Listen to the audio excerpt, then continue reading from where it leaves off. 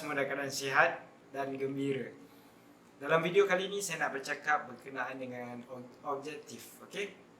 So, selain daripada Big Why dalam video saya sebelum ni, perkara yang paling penting dalam kita untuk mencapai sesuatu matlamat kita ataupun Big Why kita adalah objektif.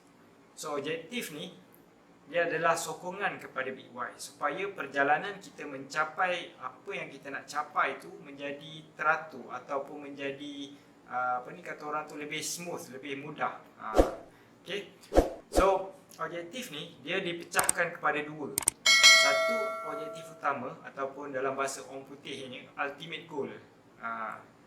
Yang kedua objektif short term objektif ataupun sub objektif lah, objektif kecil. Okey. Dan objektif ni mesti time based, maknanya dia mesti disertakan dengan masa. Contoh ultimate goal saya dulu nak turunkan berat badan kepada BMI optimum. Saya BMI yang optimum lah kan, yang biasa kan, yang sepatutnya dalam masa 2 tahun. So dulu berat saya almost 78 kot. Dengan ketinggian saya 78 kilo tu sangat obes lah. Dah jadi obes. Okay. So itu objektif besar saya. Tetapi saya pecahkan dulu objektif besar tu pada objektif kecil. So misal kata contoh 3 bulan pertama saya nak turun banyak ni, 3 bulan kedua saya nak turun banyak ni, 3 bulan ketiga saya nak turun banyak ni, sehinggalah ke 2 tahun tu. You boleh pecahkan pada 2 bulan ke objektif kecil ni. So dalam objektif kecil tu pula saya ada play games. Ini saya cadangkan. You buat games. Games tu macam sebagai contoh zaman saya mula-mula dulu saya suka nak berlari. Masa tu zaman tu berlari ni baru nak start famous lah. So saya suka masuk event lari apa semua. Jadi saya letakkan game macam okay, first event ni saya nak lari 5 kilo je. Saya lari 5 kilo. Second event, third event saya nak start tambah mileage larian tu mungkin kepada 10 kilo, 12 kilo, dan seterusnya. Itu peringkat pertama. Lepas tu game saya dah berubah. Objektif kedua, bila sampai masuk stage kedua objektif tu saya ubah. Maknanya saya masih berlari, tapi game tu saya ubah. Dulu saya nak berlari 10 kilo, saya punya kelajuan dia macam ni. Kali ni saya nak tambah lagi kelajuan saya supaya lebih laju daripada sebelum ni. Saya letak buat game macam tu supaya saya sentiasa ada satu, kata orang tu, matlamat untuk dicapai. Sama ada matlamat dari sudut penurunan berat badan dan juga performance base. Macam lari masa tu kejar masa nak macam ni tu, itu bagi saya performance base. Jadi saya seronok, jadi macam bersemangat sebab saya ada objektif. Dan kebetulan pula ada rakan-rakan yang kata orang tu sama-sama membantu saya. Membantu ni maksudnya mereka pun secara tak langsung macam sama-sama nak berlari zaman masa tu. Bukanlah compete sangat, tetapi kita tak ada compete, tapi bila kita ada kawan keliling macam tu, oh dia nampaknya lari lebih laju pada aku nak cuba lari sama dengan dia lepas ni. Macam tu. Dia ada macam push factor, orang putih kata. So itu yang jadi seronok. Jadi objektif ni kita jangan letakkan objektif yang kata orang tu tak masuk akal pula. Yang kata orang tu nak capai tu macam tak masuk akalnya nak capai. Sebab kita ni kena sedar, kita ni manusia.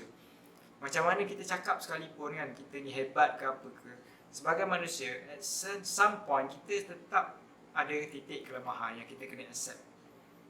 Jadi kita letakkan objektif ni janganlah sampai yang nak nak turunkan berat badan 6 bulan, nak turunkan berat badan sebanyak mungkin, kalau orang yang terlalu berat mungkin 50 kilo kan. Bukan tak boleh, tapi adakah benda tu sihat, adakah benda tu boleh berkekalan? Kan dia ada limitation kat situ. Jadi kita letakkan objektif yang kata orang tu sesuai, yang achievable, yang tidak streskan kita balik. Sebab nanti kalau streskan kita balik, lala kita burn out, kita tak buat apa-apa. Jadi jangan buat macam tu. Jadi kita letak objektif yang kata orang tu ni. Sebab apa saya kata saya fokuskan objektif ni pada berat badan? Sebab ini mengikut pengalaman saya.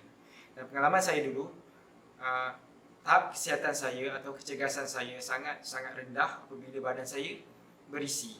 Of course lah, bila berisi tu zaman tu memang malas maksudnya makan, lepas makan lepak, tidur, tengok TV, dan aktiviti luar ni tak ada sangat lah, memang tak ada.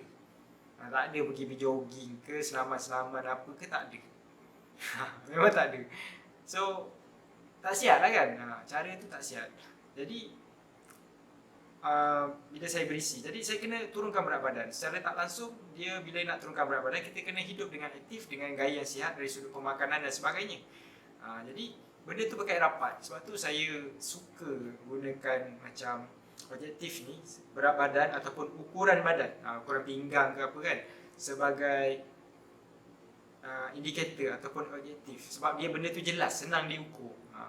Boleh juga you nak letak performance base. Kalau you kata I tak kisah sangat dengan shape badan I ataupun berat badan, I nak letakkan performance base sebagai contoh, pun tak ada masalah. Contoh macam performance base tadi, macam saya cakap lah, kalau dari sudut larian mungkin you nak lari dari sudut kelajuan dia, makin laju dia sebegini, atau mungkin dari sudut penggunaan oksigen dalam sel tubuh dan sebagainya kan, yang VO2 max macam tu kan, you nak certain level dan sebagainya, itu pulang. Ataupun mungkin setengah orang dari sudut muscle, you nak percentage muscle dia macam ni, percentage lemak dia macam ni, objektif dia. It's okay, no problem, go ahead. Cuma saya cerita sekarang ni berkait rapat dengan diri saya. Saya cuba cerita berdasarkan pengalaman saya. Jadi pengalaman saya dekat dengan cerita penurunan dan maintain berat badan. Jadi sebab tu saya cerita benda ni. Tapi dia applicable untuk apa saja objektif anda. Contoh objektif anda lebih kepada nak kecergasan sahaja dan sebagainya, dia applicable. Jadi you letakkanlah objektif yang sesuai dengan apa big Y you. Janganlah big Y you lain, objektif you lain. Dah last semua tak capai kan. Jadi dia kena selari. Dan objektif besar ni biasanya dia ambil masa yang lama untuk capai. Dan objektif kecil ni masa dia singkat. Dan kita kena letakkan objektif yang kecil ni, mestilah dia selari dengan objektif besar tu. Macam contohlah nak pergi Johor Bahru kan, objektif kecil kita daripada Kuala Lumpur, kalau nak pergi Johor Bahru, mesti kita lalu Seremban dulu. Mungkin nak singgah R&R Seremban, nak isi minyak, nak buang air, nak makan ke, sarapan ke kan. Lepas tu the next R&R mungkin kita nak singgah ke air keruh. Mungkin nak kata orang tu nak stretchkan badan sikit kan, dah lama memandu. So kita tahu lepas ni air keruh, lepas air keruh apa. So maknanya bila kita tahu objektif kecil kita tu dah sampai, maknanya kita dalam track, kita nak pergi ke Johor Bahru tu. Kita maksudnya arah memang ke Johor Bahru. Tapi kalau you nak pergi Johor Bahru, tapi objektif kecil you adalah R&R Tapah. Bukan tak boleh sampai, boleh, you kena patah balik lah kan. Tapi kan pelik kan, kan benda tu akan lari daripada objektif asal, main objektif you dah lari. Jadi kita kena letakkan objektif kecil ni selari dengan objektif besar. Saya tahu anda semua mungkin faham benda tu dengan mungkin dah faham, saya cuma just nak menjelaskan lagi sahajalah. Okay, so make sure, dan dia mesti time based lah, macam saya cakap tadi. 2 tahun objektif besar, setahun objektif besar, objektif kecil tu mungkin setiap bulan, 2 bulan sekali, 3 bulan sekali, terpulang pada you. Itu terpulang. Sebab kalau tak time base, kita tak akan buat apa-apa lah. Tak apa, lambat lagi, aku tak ada time base, aku tak ada deadline, aku boleh buat bila-bila. Sebab janji nanti aku satu hari aku cergas, aku kurus, aku apa sajalah objektif besar anda tu kan. Tapi tak ada time base. So bagi saya itu tak kena lah. Jadi you kena letakkan time base. Objektif mesti ada time base. Dalam kerja ke, dalam apa saja yang kita buat. Itu sangat penting. Okay? So saya rasa itu secara ringkas lah berkenaan dengan objektif ni.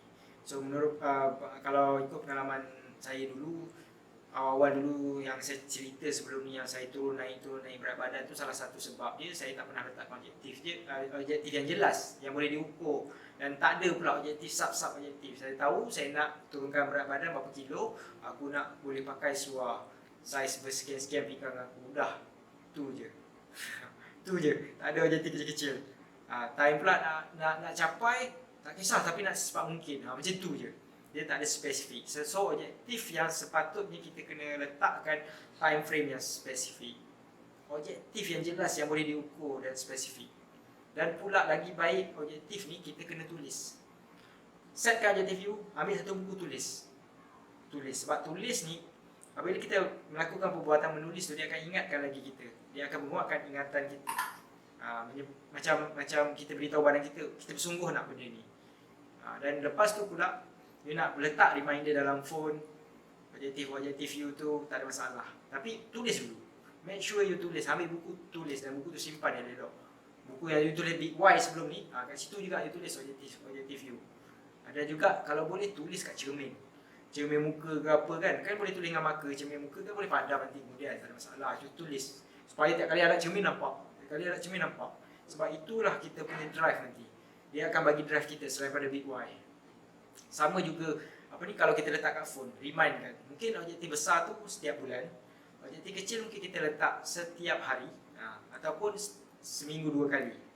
Macam itulah, itu pula pada anda. Tapi selagi kerap lagi bagus. Cuma objektif besar tu tak perlulah kerap sangat, objektif kecil.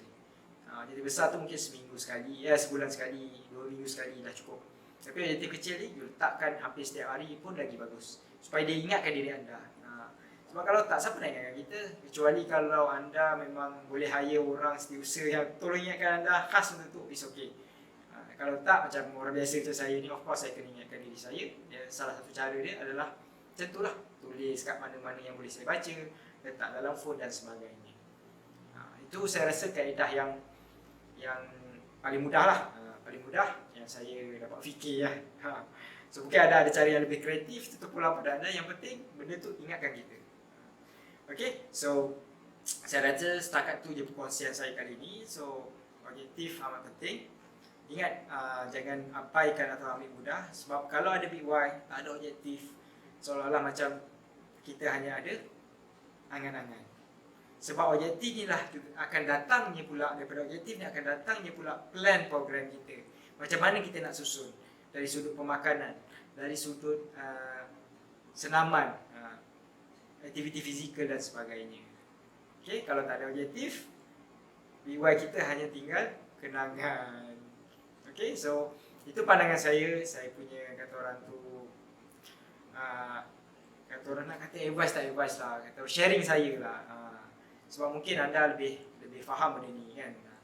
Sebab saya sekadar cerita, berkongsi pengalaman saya dengan anda supaya memberi manfaat kepada mereka yang perlulah. Okay. So kalau anda rasa perkongsian saya ini bermanfaat, jangan lupa subscribe pada YouTube saya, Fitness Agenda. Okay. Assalamualaikum, bye bye. Sweat and smile.